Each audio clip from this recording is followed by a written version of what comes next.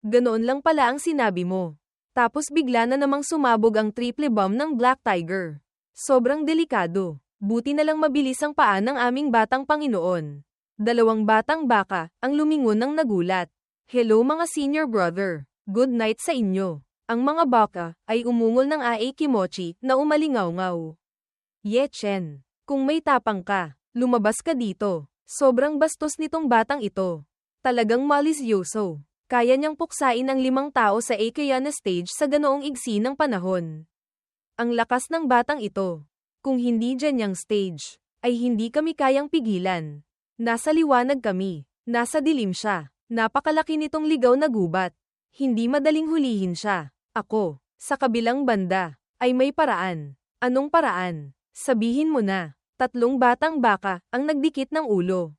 Parang may oink-oink or something. Oo nga. Napakagandang ideya nito. Kayong mga Dean Goodchop, gusto nyo bang dumaan dito? Si Ye Chen ay ngumiti ng demonyo. Gusto nyo bang dumaan dito? Kailangan nyong itaas ang puwet nyo. Narinig nyo. Ngayon nakakuha na naman ako ng kaunti. Hay. Gawin pa ito ng ilang beses. At medyo yumaman na ako. Si Ye Chen ay lumipad patungong kalangitan.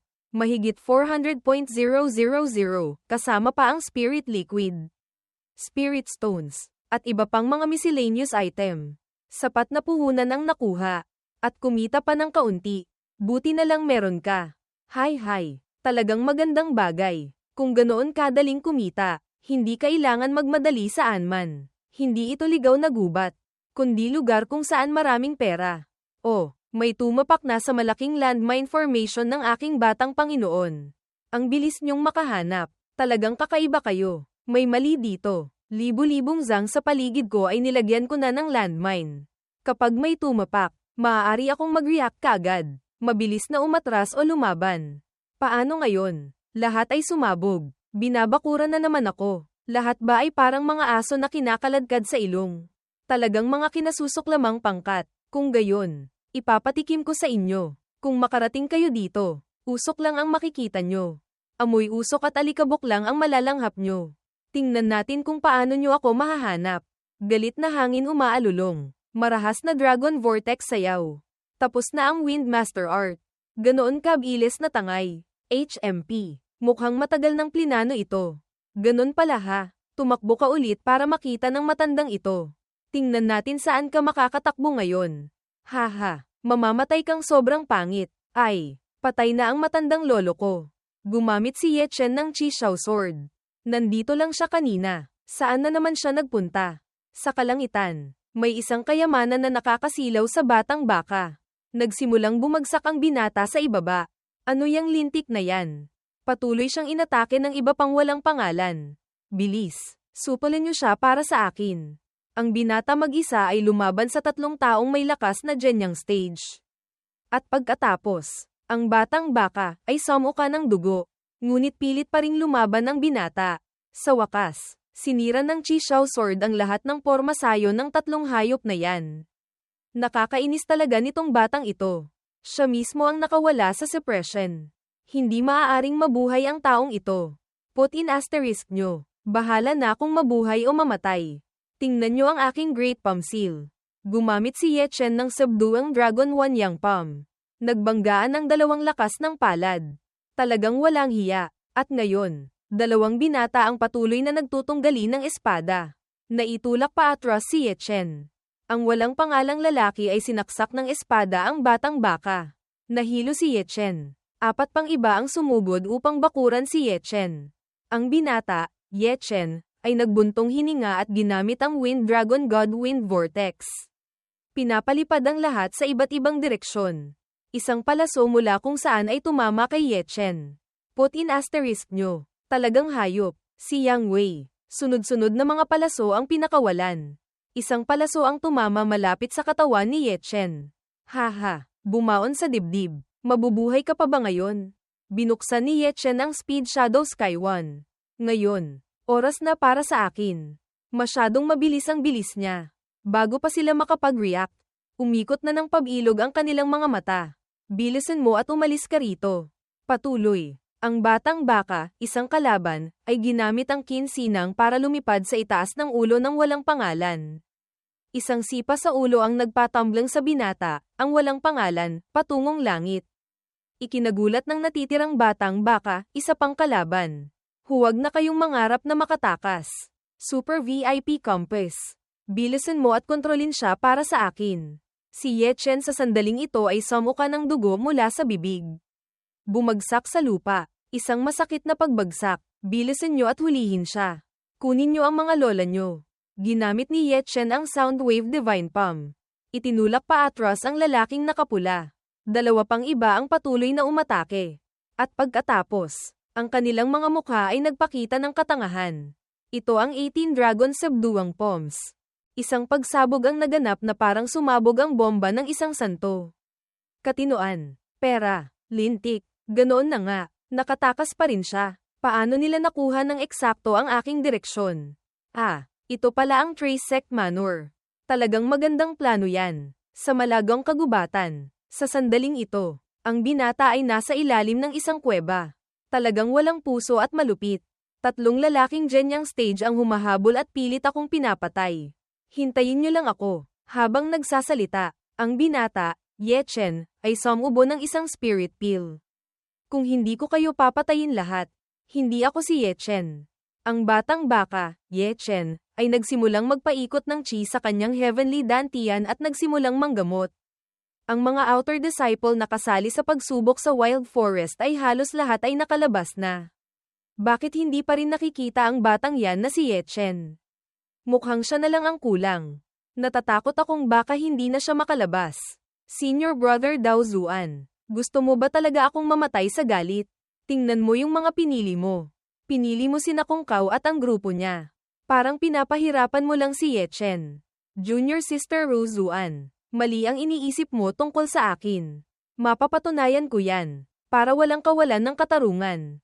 Ang mga inner disciple na ipinadala sa ligaw na gubat ay napili lahat sa pamamagitan ng bunutan.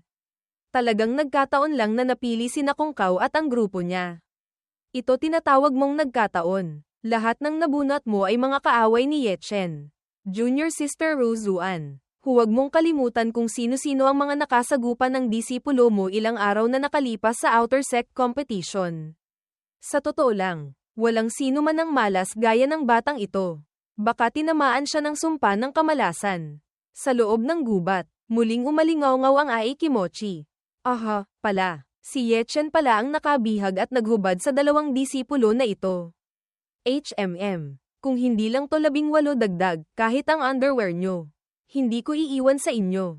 3 batang baka, mga kalaban, ang naging alerto sa paligid nang marinig ang mga daing ng grupo ng mga tao na iyon. Ngayon dapat na tayong maghati at maghanap. Palawakin ang sakop. Subukan nating makita siya sa lalong madaling panahon.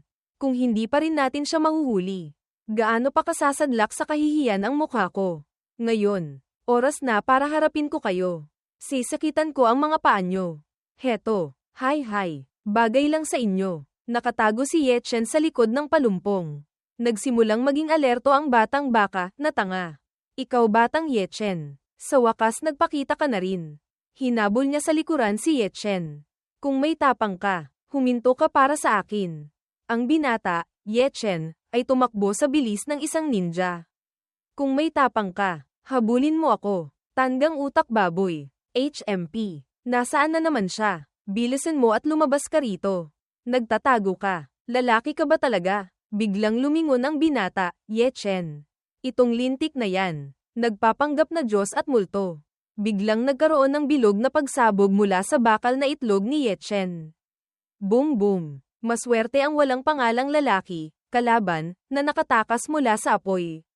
Inakala niyang ligtas na. Ngunit ang kanyang kamay ay tumama sa isang patibong na may pako. Sumigaw ang batang baka, kalaban, ng oo, sa sakit. Umabot ang sakit hanggang langit. Ye Chen, ikaw na walang hiya, at ang kapalit ay isang hampas sa bibig. Ang paggamit ng walang hiya laban sa walang hiya. Hindi ba't napakatarungan yan? Talagang malakas ka nga. Ano na naman ito? Usok na nakakahilo yan. Bigyan pa kita ng 3 granada. Nagliyab ang apoy. Binalot nito ang walang pangalang lalaki, kalaban. Sinimulang maglakad ni Ye Chen sa usok at alikabok. Ang batang baka, na tanga ay umubo. Kokko, Ye Chen. Itong bastos na to. Sumunod na tinamaan ng sipa direkta sa ari. Sapat na ba yan para tawaging bastos gaya ng sinabi mo? Ang pangalan ko na to. Basta-basta mo lang tatawagin. Kung Kao. Kumusta? Nahuli mo na ba siya? Si Ye Chen ay lumiko ng 45 degrees at sinimulang gamitin ang transformation technique. Ngayon, magiging ako ang lalaking kanina. Magsalita ka ng mahina ng kaunti. Sa katawan nitong batang ito, marami siyang gamit na pwede kong piliin muna. Pagkatapos pumili, ibibigay ko na ang tao. Hoy, sabihin ko sa'yo, itong batang to, huwag mo namang solohin.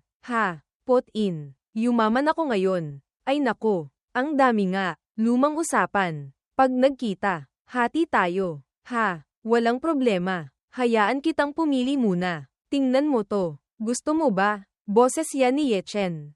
Ha, buti na lang. Ang lalaking ito ay nagpagulong-gulong at nakatakas sa divine knock ng batang baka, Ye Chen.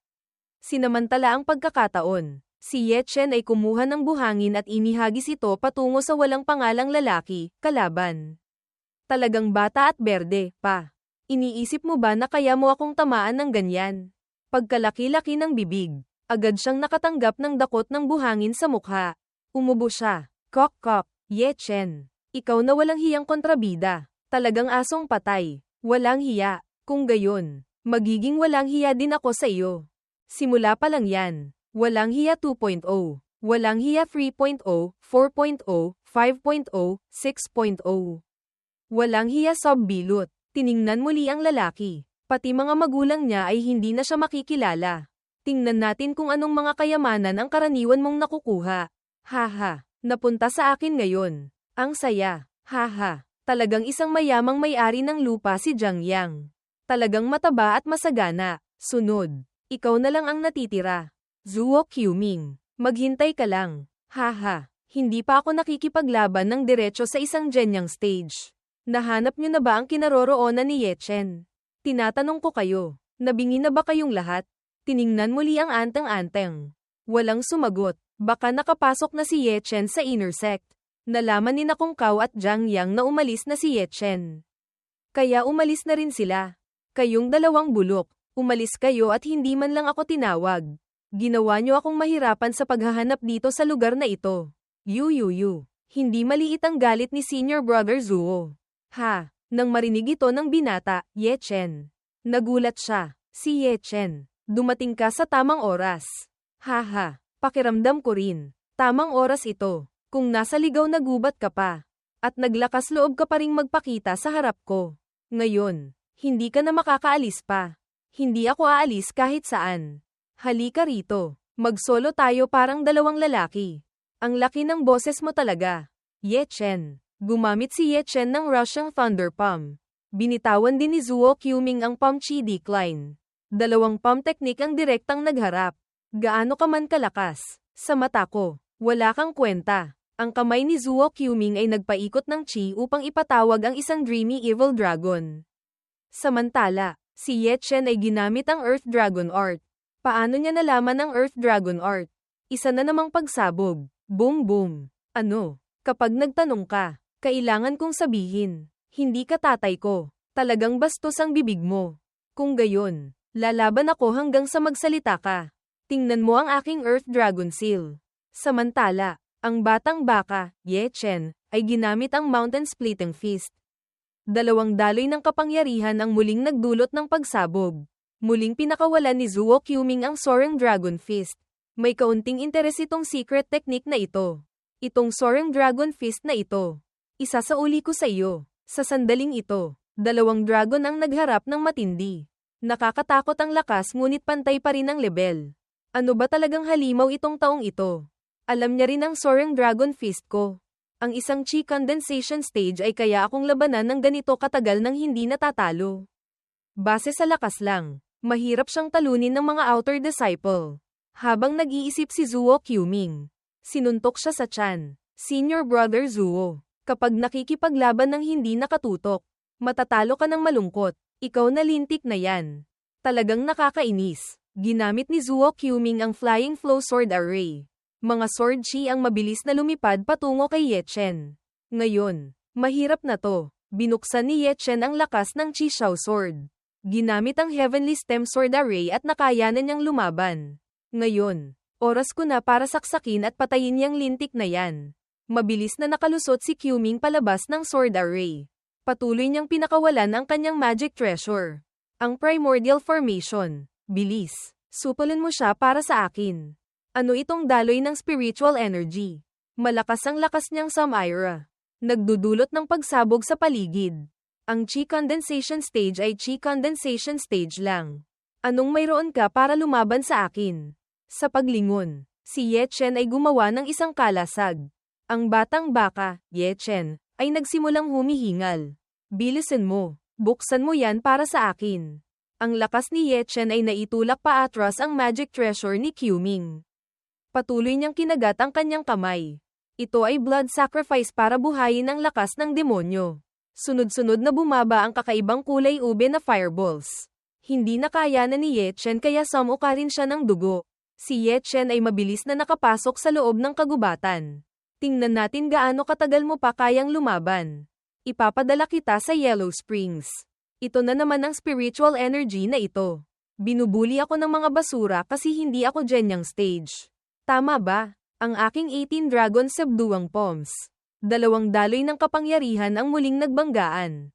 Ang Magic Treasure ni Qming ay nasira pagkatapos ng ilang sandali. Ang lalaking ito, ginamit pala ang mga kamay niya para lumaban sa spiritual energy. Patuloy sa 18 Dragon Subduang Palms. Ito is impossible. Bilisan mo. Kagatin mo siya hanggang mamatay para sa akin. Ang treasure mirror ay bumagsak din sa lupa. Hindi ako naniniwala dito. Paano nangyari yan? Si Ye Chen sa sandaling ito ay napagod na rin. Imposible. Umaasa ka lang dyan sa gamit na yan. Hindi ba? Kung hindi, paano ka makakagawa ng mga mahihinang galaw sa harap ko? Lahat ay Chi Condensation Stage. Anong basura? Wala kang kwenta. Ang bibig ni Qming ay walang tigil sa pagdurugo. Nagsimula na siyang sumuko sa lahat ng bagay. Kung gayon, tapos na. Sa wakas, tapos na rin ang pagnanakaw. Sa labasan ng ligaw na gubat, paparating na ang 3 araw na limitasyon. Anong sitwasyon ito? Bakit hindi pa lumalabas si Ye Chen? Hindi tama. Kung si Ye Chen ay nalagasan na, dapat ay kanina pa lumabas ang grupo ni Kung Kao. Hindi ba? Sa nakalipas na 2 araw, walang lumabas kahit isa. Ano ba ang ginagawa nila sa loob? Naisip din ni Woteng. Bakit parang may masama akong kutob? Talagang kakaiba ang bagay na ito. HMP. Ye Chen, kahit pa mas malakas ka, hindi ka makakapasok sa inner sect. Baka maging isang pilay ka pa na hindi na makakapag-cultivate. Maghintay ka lang. Sa madaling panahon papatayin din kita. Mabahong bata. Ikaw Ye Chen. Palagi mo na lang akong pinag-aalala. Bilisan mo na at lumabas ka rito.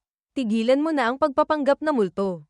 Junior Sister Rose Zuan. Huwag kang mainipin. Kusa siyang lalabas maya-maya. Ikaw na matanda, Senior Brother daw Zuan. Kung hindi pa rin lalabas si Ye Chen, mapapahiya ka. Oy, ano yan? Lola, wala akong kinalaman dito. May lumalabas na. Lahat ay nagtuon ng tingin. Ye Chen, huwag kang tumakbo. Master, Rose Zuan. Iligtas mo ako. Sina Zai Yun, Xiong at Rose Zuan ay may iba't ibang ekspresyon sa mukha. Ye Chen, huminto ka para sa akin. Gusto kitang patayin. Master, Rose Zuan. Iligtas mo sila. Pinapatay nila ang mga inosenteng tao sa Erewhon. Hoy, kayong mga yan. Masyado kayong walang batas. Talagang law XUC. Tapos na ang pagsubok sa ligaw na gubat. Bilisan nyo at itigil ang kamay nyo para sa akin. Master, Rose Zuan. Tingnan mo. Ginagamit pa nila ang kanilang ekspresyon para takutin ako. Tumahimik ka para sa akin. Hindi tama. Isang tao pa ang kulang. Sino yun? Nasaan si Zuo Qming? Nandoon pa siya sa loob ng ligaw na gubat. Diyos ko, kailangan pa bang ganoon kalakas? Ano ito? Binugbog din ito ni Ye Chen. Sa pagkakataong ito, sobrang lupit din ang ginawa niya. Ang mga hayop na iyon ay nagsimulang lumuhad. Elder, gumamit si Ye Chen ng mga bastos na taktika para magplano at saktan kami. Si Senior Brother Zuo Qming ay binugbog hanggang sa ganoong kalagayan niya. Hinihiling namin sa Elder na kami ang ipaglaban. Oh, ganoon ba? Elder Ming Jian. Sila muna ang bumakod at umatake sa akin. Ang disipulo na ito, para protektahan ang sarili niyang buhay. Saka lamang gumamit ng mga bastos na taktika. Ang pagsubok sa ligaw na gubat ay hindi rin naman nagtakda na hindi pwedeng gumamit ng mga bastos na taktika. At Master, Ruzuan, bilisan mo na at tulungan mo ako. Talagang walang hiya. Mahigit 10 tao ang bumakod at umatake sa isang tao. Tapos hindi pa niya pwedeng gumamit ng kahit konting taktika. Dapat ba siyang tumayo lang doon at magpahampas sa inyo? Itong matabang lalaki na ito. Talagang nakakainis. Sige na, sige na. Ang makalabas mula sa ligaw na gubat ay nangangahulugang nakapasa na sa pagsubok. Kaya ngayon, ipinapahayag ko na tapos na ang pagsubok sa ligaw na gubat dito. Simula ngayon, kayong lahat ay mga inner disciple. Umaasa akong patuloy kayong magiging masipag sa pag-cultivate gaya noong nasa outer sect pa kayo. Magbibigay ang sekta ng maraming cultivation resources para sa inyo. Ngunit kung lalabag kayo sa mga patakaran ng sekta, tiyak na hindi magpapatawad ang elder na ito. Para sa ngayon, magsiuwi na kayo, mga disipulo na hindi maayos ang damit. Ayusin nyo ang sarili nyo. Nakalabas ang puwet nyo. Hindi ba kayo nahihiya? Ye Chen, ikaw, maghintay ka sa akin. Hihintayin kita. Unggoy ka. Sa pinakamasama, habaran na lang kita ulit. Mabihira lang magkaroon ng ganoong kasayahan. Ngayong gabi, uminom tayo ng ilang baso kasama ko. Si Zai yun. Bata, inom. Inom. Hindi uuwi hanggat hindi lasing. Gusto mo bang uminom ng ganyan? Master, Ruzuan. Mas maganda kung isasama ako ng master ko para tingnan ang bagong bahay ko. At pagkatapos, umalis ang dalawa, Ye Chen at ang kanyang master, sa pagkabigla ng dalawang batang baka, Zai Yun at Xiong-er. Sina Zai Yun at Xiong-er ay nagdikit ng kamay at nanalangin. Senior Brother Ye, mag-ingat ka. Junior Brother Ye, magsaya ka. Bata, may kakayahan ka talaga. Hindi masama. Si Ye Chen, nabugbog na naman. Ha, kung may mga babaeng disipulo na ipinadala sa ligaw na gubat, huhuberin mo rin ba sila? Sila muna kasi ang nagkumpul-kumpol at umatake sa akin. Kaya naman hinuberin mo sila. Sa paglingon, ang batang baka, Ye Chen, ay may bukol na hugis 2 bayag. Sa kabila niyan, hindi pwedeng baliktarin ang kwento. Kung gusto mong manghampas, sige na, sanay na ang lolo ko. Ganyan naman araw-araw, hinahampas mo ako, naadik na nga ako. Bakit naglalakas loob ka pang tawaging lolo, ang sarili mo? Ha, sino ang tinatawag mong lolo? Ha, gusto mo bang magrebelde? Aray, sobrang sakit, mali ako, master, ikaw ang lolo, itong apo na to ang apo. Hindi ba pwede? Master ka ba talaga o hindi? Sa pagkakataong ito, hindi mo talaga ako masisisi. Siyempre alam kong hindi kita masisisi. Subukan mo lang na ayusin ang ugali mo at kumalma ng kaunti. Pwede ba? Konting galaw. Hinuhubaran mo ang mga tao. Pervert ka ba? Ang isang probationary disciple na chi condensation stage ay maayos na hinarap ang lahat ng inner disciple na ipinadala dito. Hindi yan basta-basta magagawa ni Newman. Masasabi kong labis na natutuwa ang lola nyo sa disipulo na ito. Moon Shadow 7-star ring. Ibibigay ko yan sa iyo bilang pabuya. Wow, talagang karapat-dapat. Hindi na sayang ang mga bagbog ko. Ha, sige na. Tigilan na ang kalokohan. Bilisan mo at suotin mo na yan. Hay, hindi masama, Master. May kakaibang kakayahan ba yang Moon Shadow 7-star ring? Oo naman. Meron. Binuhay ni Chu Zuan ang lakas. Ang batang baka, Ye Chen, ay inikat ang kanyang kamay. Tiningnan ng sandali. Wow, talagang kahanga-hanga. Huhu, anong pakiramdam? Huhu, bakit ang bigat nito? Hindi bababa sa 250 jin. Ito ang kakayahan ng Moon Shadow 7-star ring. Bakit parang naamoy ko ang ilalim ng lipunan? Kung hindi, ano sa tingin mo ito? Kung ganoon, hindi ko na yan kailangan. Hindi ko gustong suotin ang lintik na ito buong araw. Kung makikipaglaban ako sa mga tao habang suot yan. Kahit hindi ako mamatay sa bagbog. Mapapagod ako ng husto at mapapahiga na lang. Huwag kang magsayang ng lakas. Kapag nasuot mo na ang Moon Shadow 7-star ring. Maliban kung alisin ko ang restriction para sa iyo. Hindi mo yan matatanggal. Array, bakit parang niloko ako? Simula ngayon, isusuot mo yan at magkukultivate ka. Sa itaas, may 7 nagniningning na bituin. Ang bigat ng isang bituin ay 250 gin. Pagkatapos mong masanay sa bigat na 250 gin, kusa ng sisindi ang pangalawang bituin.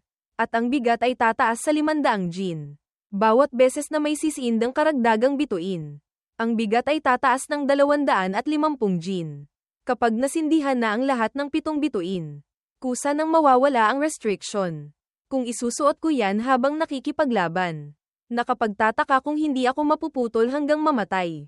Kung gusto mong lumakas, kailangan mong magtiis ng kaunting hirap. Ang Moon Shadow 7-star ring ay makapagpapatatag sa iyong pundasyon. Makapagpapabuhay sa iyong potensyal hanggang sa pinakamataas na antas. Bibigyan kita ng isang araw para masanay. Pagkatapos ng isang araw, magsisimula na ang Devil Training na espesyal kong inihanda para sa iyo. Devil Training. Hindi ka nagbibiro, hindi ba? Itong babaeng ito, dahil lang lumaki siyang maganda. Hindi ibig sabihin na kaya na niyang gawin kahit anong gusto niya. Tumalon si Chu Zuan mula sa puno. Halika, halika. Hahayaan ka ng master mo na mag-ikot sa Jade Maiden Peak. Sila, Ye Chen at Chu Zuan, ay gumamit ng speed transformation technique. Ito ang Jade Maiden Pavilion. Karaniwan, dito ako naroroon. Oh, ganoon pala. Sa kabilang banda ay may lawa na tinatawag na Jade Spirit Pool. Ang pagbabad ng katawan sa lawa na iyon ay makapagpapagaling ng mga sugat. Sa bandang huli, kailangan mong madalas pumunta doon. Nang marinig ito ng batang baka, Ye Chen, nag-oink-oink siya na parang nalalasing sa damo. Nakita mo na ba yung makintab na batong platform? Yan ang Wisdom Heartstone. Sa karaniwang araw na walang ginagawa, umupo ka doon ng kaunti pa. Makakatulong yan sa pag-intindi sa Dao. Bakit parang wala kang interes?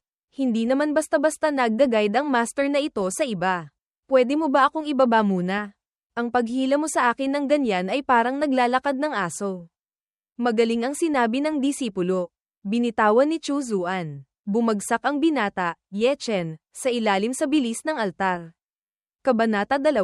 Ngayon, matutulog ka ng mahimbing. Bukas magsisimula na ang Devil Training. Itong matandang ito, palagi akong pinapabagsak. Hintayin mo lang pag naging malakas na ako. Tingnan natin kung paano kita haharapin. Pero, hindi ko maiwasang sabihin, hindi naman pala masama ang bahay na ito.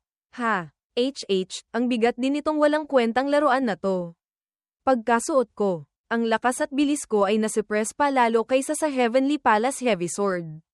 Sa suppression nitong Moon Shadow 7-star ring, kahit ang 60% ng lakas ko ay mahirap ilabas. Parang may kaunting pakiramdam na nasa sariling bahay ako.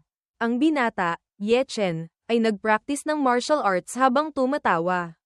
Haha, magpa-practice ako nito. Sasaktan ko to. Kailangan kong mabilis na masanay. Haha, nakakuha rin ako ng mahigit 600.000. Ang dami palang nakukuha ng mga apo, kalaban, na yan. Sapat na to para sa akin sa loob ng isang panahon. Haha, ang binata, Ye Chen, ay nasa bubong at umiinom ng alak. Devil Training, hindi ba? Halika na. Hindi takot ang batang Panginoon na ito. Maaga pa. Hindi pa ako gising. Ano? Kung gigising ka, huli na. Sino yan? Sino yan? Si Feng Ying yan. Siya ang makakasama mo sa pag-practice sa mahabang panahon. Siya ang bahala sa pagbugbog sa iyo. Hindi pwedeng hindi ka bubugbugin. Ito, marahil. Hindi ito isang puppet. Hindi ba? Kaya niya akong bugbugin ng ganito. Huwag mong maliitin siya. Kaya niyang gumamit ng mga malalalim na transformation technique. Siya ay isang profound grade puppet. Mag-ingat ka at baka mabugbog ka. Aking mabait na disipulo, ang isang profound grade puppet ay katumbas ng isang cultivator sa Genyang stage. Meron tayong 2 spirit talisman. Sa isang spirit talisman, nasil ang spiritual energy. Sa iba pang spirit talisman, nasil ang malalalim na secret technique. Talagang kahanga-hanga. Sa susunod, kailangan ko ring gumawa ng ganoong spirit talisman at ilagay ito sa puppet ni Zizuan. Para makagamit din siya ng malalalim na secret technique. Ngayon, magsimula na. Ang mga mata ng puppet ay nagliliyab ng pula.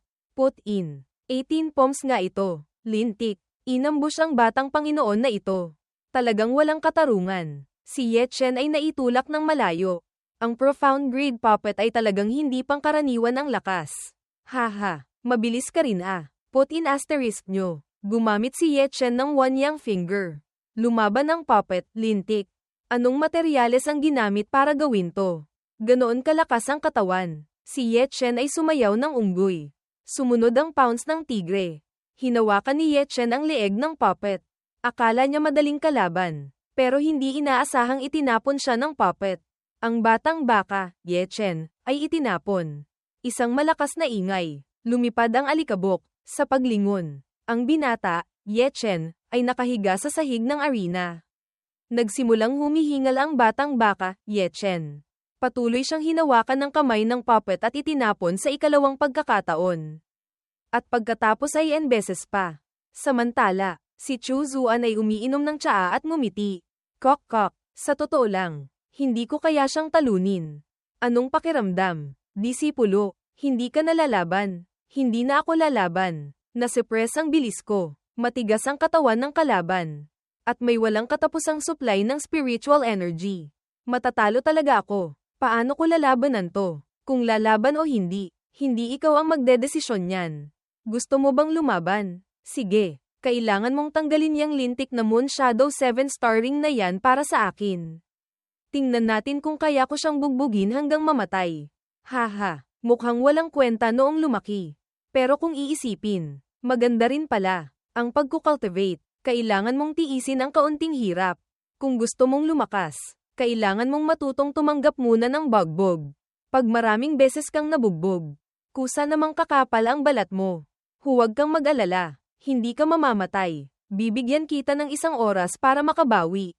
Pagkatapos ng 1 oras, magpatuloy. Itong baliw na babaeng ito. Ang isang chi condensation stage cultivator ay kayang makatiis ng 3 oras sa ilalim ng walang tigil na atake ng Fangying puppet. Mabait na disipulo, talagang napabilib mo ako. Pagkalipas ng 1 oras, nakaupo pa rin si Ye Chen at nagme-meditate para makabawi. Ang mga mata ng puppet ay muling kumislap ng kulay rosas na ilaw. Naramdaman din ni Ye Chen ang panganib. Talagang hindi nahuli kahit kalahating saglit. Pagdating ng oras, agad na siyang sumugod. Kainin mo ang aking mountain splitting feast. 1 palad at 1 kamao ang nagbanggaan. Muling naitulak pa atras si Ye Chen. Hey, 1 round pa lang. Samo ka na ng dugo. Tanggalin mo yang lintik na bracelet na yan para sa akin. Dudurugin ng lolo mo yan. Tingnan mo. Ito ang dahilan kung bakit ka natalo. Ganyan na talaga simula pa lang. Nasa dehado na ako. Tapos ginagamit mo pa itong lintik na bracelet na to para i-suppress ang bilis at lakas ko.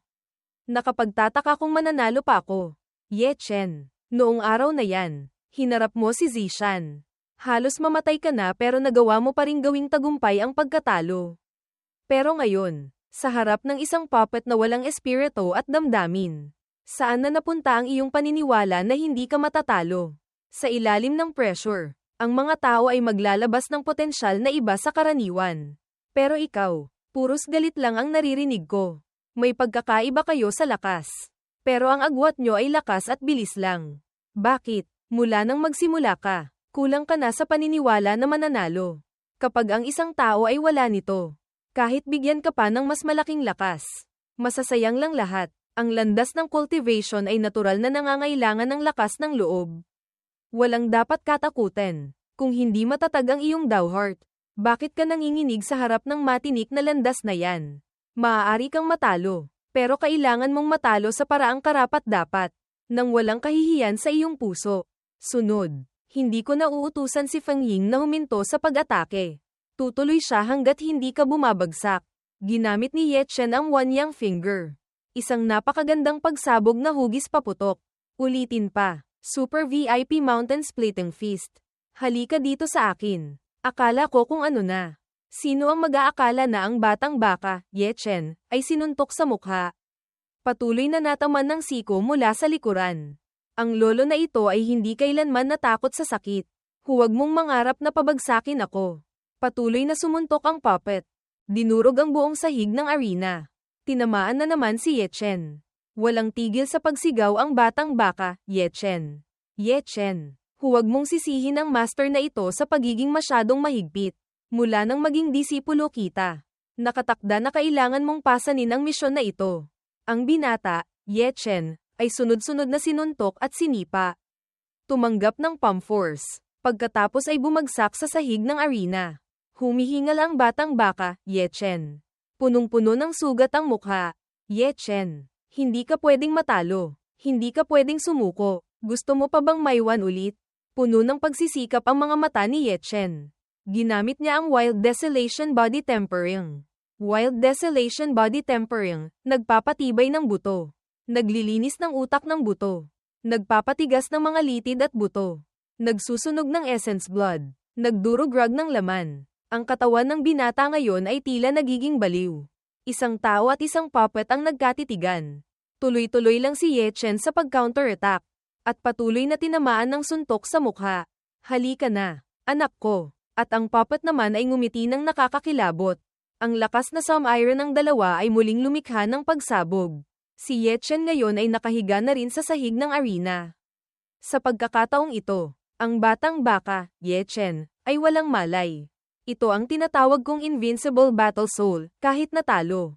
Hindi pa rin sumusuko. Sa Jade Spirit Pool ng Jade Maiden Peak, si Ye Chen ay nakababad sa batis at ginagamot ang kanyang mga sugat. Tapos, biglang nagmulat ng mata ang binata, Ye Chen, at nagising. Ito ba ang Jade Spirit Pool? Gising ka na, Master. Ito ay, una, huwag kang magsasalita. May gusto akong itanong sa iyo ang Master mo. Ano po ang itatanong nyo? May tinatago ka ba sa akin? May tinatago po sa inyo? Wala po. Sigurado ka? Sigurado po ako. Kumpirmado. At 100% sigurado. Paano ako mananahimik? Sino bang may gustong makita kang nakahubad? Kung gayon, napakakaiba. Napakarami ng spiritual energy sa Jade Spirit Pool. At peak stage chi condensation stage ka na. Sa low ika, dapat ay nakapasok ka na sa Akayana stage. Bakit nasa chi condensation stage ka pa rin? Kok, baka mahina po talaga ang talento ko. Kung ayaw mong sabihin, sige na, hindi na ako magtatanong pa. Anong nilulusot mo dyan sa talento? Kung mahina ang talento mo, paano mo poprotektahan ng iba? Hi, salamat po Master. Ay nako, makapal din pala ang mukha. Nagsabi lang ako ng papuri ng basta-basta. Tapos totoong ang inamin mo agad. Ang salamat po, ni Ye Chen ay pasasalamat sa master niya sa paglagay ng maraming pagsisikap para mag-alala sa kanya. Sa mga laban ng buhay at kamatayan lamang maaaring maasa ang isang hindi matatalong kalooban. Si Ye Chen ay nagpapasalamat sa master niya sa pag-aalaga. Itinatago pa rin niya, Ye Chen, ang katotohanan na nabuksan niya na ang kanyang danhai kay Chu Zuan. Ang isang chi condensation stage na nakabukas na ang danhai ay isang pambihirang kaso kumpara sa karaniwang chi condensation stage cultivator. Kung gusto niyang mag-breakthrough, tiyak na 10 beses ang hirap. Itong salamat na ito ay nagmula sa kaibuturan ng kanyang puso. Ang pagiging disipulo ni Chu Zuan. Bagaman nakaranas siya ng hindi kakaunting hirap, sa ilalim ng pang-aapi na ito, ang kanyang cultivation journey ay lalong magiging mayaman. Bakit biglang nanunuyo? Gusto mo bang humingi ng tawad para gaman ang kamay ko? Hindi po. Kung gayon, ano ba talaga ang gusto mo? Huwag mong sabihin na wala kang hihingiin sa akin. Hindi ako naniniwala doon. Master, pwede po bang bumaba muna ako ng bundok at umikot-ikot? Mula nang pumasok ako sa inner sect, hindi pa ako nakakasilip kung ano ang itsura ng inner sect. Pumunta para makipagkita sa little lover mo. Diyos ko, ngayon lang ako sa inner sect. Saan ako makakahanap ng little lover? Mayroon man o wala, problema mo yan. Pwede kang bumaba ng bundok. Pero bago yan, kailangan mong talunin si Feng Ying. Kung kaya mo siyang talunin ngayon. Kung gayon ngayon kitang papababain ng bundok. Kung bukas mo siya matalo. Kung gayon bukas kita papababain ng bundok. Kung sa buong buhay mo ay hindi mo siya matalo. Kung gayon maghintay ka na lang sa Jade Maiden Peak habang buhay. Ginaya ni Ye Chen ang labi ni Chu Zuan, kung sa buong buhay mo ay hindi mo siya matalo. Kung gayon maghintay ka na lang sa Jade Maiden Peak habang buhay. Baliw na babae. Kung hindi ako aalis, papakainin mo ako. Paano ko kaya to mapapabagsak? Sasaktan ko. Sasaktan ko. Sasaktan kita. Hindi nasugatan ng puppet. Sa halip, naitapon ng malayo si Ye Chen. Put in. Ulitin pa. Array. Patuloy na tinamaan ng palad mula sa profound grade puppet. Nang bumagsak ang binata, Ye Chen. Ang kanyang mga braso ay parang nanguha ng dalawang suha. Nagsimulang sumigaw na naman ng malakas. Kabanata 2. Hanggang hating gabi. Sa paglingon, ang batang baka, Ye Chen, ay nagpapabagsak sa sarili sa lawa para gumaling. Kinabukasan, nagpatuloy sa pakikipaglaban. Pinakawalan ng binata, Ye Chen, ang 18 dragon subduang palms. Sa wakas, nakasanayan na niya ang suppression ng 7-star ring na ito. Pero para talunin yung lalaking yan, Feng Ying, ay hindi pa rin sapat. Walang kahit kititing na kahinaan. Maliban kung magkapareho kami ng antas ng lakas. Kung hindi, napakahirap siyang talunin. Mahirap talaga kalabanin ng isang to. Binuksan ng batang baka, Ye Chen, ang kanyang immortal will eye at nakita ang dalawang spirit talisman sa loob ng katawan ng profound grade puppet. HMP. Ito pala ang kahinaan niya. Ang Feng Ying puppet ay kayang gumamit ng walang hanggan ng mga secret technique at mahika dahil may spiritual energy na sumusuporta dito. Kapag nasira ang spirit talisman na nagsasel sa spiritual energy at ang secret technique mahika na nasil sa loob ng katawan ng Feng Ying puppet na iyon, mawawala ang epekto nito. Kasi, masyado akong nag-iisip ng komplikado. Pinatawag ng binata, Ye Chen, ang Chi Xiao sword. Nagtipon din ng mahika ang puppet. Dalawang daloy ng kapangyarihan ang pantay. Mabilis na nakatakas si Ye Chen mula sa pagsabog. Ito na ang sandali. Ang batang baka, Ye Chen, ay nagtipon ng galit at pinukos ang lakas sa Chi Xiao sword. Matagumpay na nasil ang spiritual energy ng puppet. Nang walang spiritual energy, hindi ka makakagamit ng secret technique at mahika. Isang tumpok pa lang ng sirang metal. Ngayon, oras ko na. Tingnan natin kung kaya kitang ayusin ng maganda. Super Soup Bowl Mountain Splitting Feast. Ang puppet ay mabilis ding umilag. Ang lolo mo. Sa wakas na ilabas na ang galit. Tanggapin mo ang aking Russian Thunder Palm. Isang palad direkta sa gitna ng spirit talisman ang nagpatalsik dito mula sa katawan ng puppet. Sa ganoon, matagumpay na nakuha ng batang baka, Ye Chen, ang spirit talisman. Ngayon, ayos na. Talagang magandang bagay. Pwede itong ilagay sa loob ng katawan ng puppet ni Zizuan. Sa wakas, oras ko na para pagbabarilin ka. Profound grade puppet. Tama, sa harap ng lolo na to. Maliit na isda ka lang. Paulit-ulit na sinuntok ng binata, Ye Chen, ang puppet. Hinawakan ng binata, Ye Chen, ang mga paa nito. Tapos sumigaw ng malakas na parang kinikidnap. Ibinagsak ng malakas ang profound grade puppet sa lupa.